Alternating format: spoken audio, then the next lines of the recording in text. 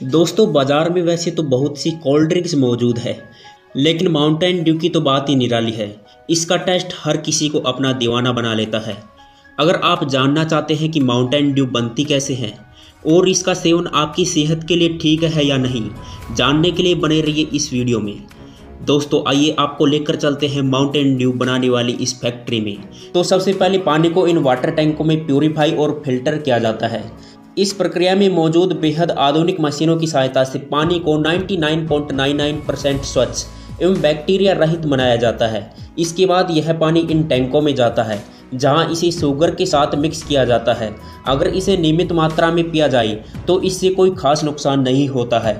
पानी में चीनी को घोलने के बाद उसकी चाशनी तैयार होने के बाद बारी आती है इसके फॉर्मुलेशन की।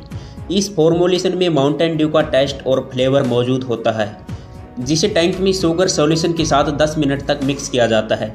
इसके अंतिम चरण में इसका सामना CO2 के साथ करवाया जाता है। CO2 की सहायता से इस ड्रिंक में बुलबुले बनते हैं। इसे हाई प्रेशर के साथ इस मिक्सर में प्रवेश कराया जाता है और अब बनकर तैयार है माउंटेन ड्यू।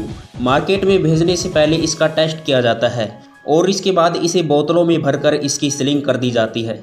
तो दोस्तों अगर आपको ये वीडियो पसंद आई हो तो इसे लाइक कर दीजिए और चैनल को सब्सक्राइब करना ना भूलें।